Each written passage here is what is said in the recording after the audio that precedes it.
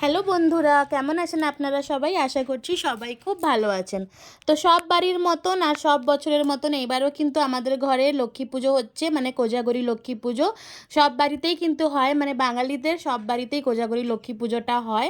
আর এখানে পূর্ণিমা লাগার সাথে সাথে কিন্তু মূর্তি আর ঘট বসানো হয়ে গেছে, আর এদিকে চলছে নাড়ুর প্রিপারেশন। আর এবার খুব একটা বেশি কিছু বানাইনি, মানে যতটা লাগে, যা যা নিয়মের লাগে সবই দিয়েছি, কিন্তু কোয়ান্টিটি একটু কম কম বানিয়েছি, কারণ আমারও শরীরটা অত ভালো নেই, মায়ের তো একদমই ভালো নেই।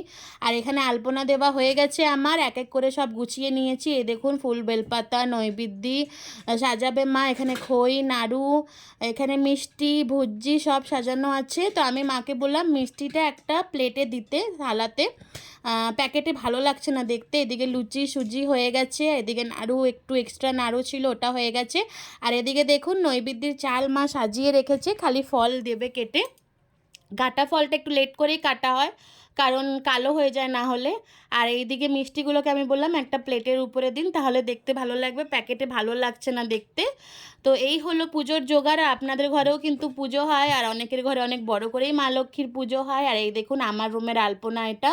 তো আলপনা দেওয়ার একদম সময় পাইনি বন্ধুরা, অল্প অল্প করেই দিয়েছি। আলপনা দেওয়ার জন্য কমসে কম 2 ঘন্টা সময় যদি ছাড়া যায়, তাহলে কিন্তু ভালো করে আলপনা দিতে লাগে। আর এবার আমরা অনেক ব্যস্ত ছিলাম, কারণ একই দিনে আমার বাবুরও জন্মদিন পড়ে গেছিলো। ওইদিকে মন্দিরে যাওয়া, ওর জন্য কিছু করা, ওর প্রিপারেশন করা, এদিকে লক্ষ্মী পুজোর জোগাড়, অনেক মানে অনেক আমরা থকে গেছি এবার করে। দুটো জিনিস একসাথে পড়ে গেছে, বাবুর জন্মদিন আর 5 বছর যেহেতু হলো, যার জন্য ওর জন্মদিনেও একটু না করলেই নয়। 5 রকম ভাজা দিয়ে ওকেও খেতে দিয়েছি, যা যাও খেতে ভালোবাসে। এই দেখুন মা লক্ষ্মী এখানে বসে আছে, কি সুন্দর লাগছে। আর এবারে মূর্তিটা কিন্তু খুবই ভালো হয়েছে, প্রত্যেকবারই ভালো হয়, আর এবারেরটাও কিন্তু খুব সুন্দর হয়েছে। তো আমাদের তো এখানে সব জোগাড় কমপ্লিট, এবার ঠাকুরমশাই কখন আসে ওটাই দেখার আছে।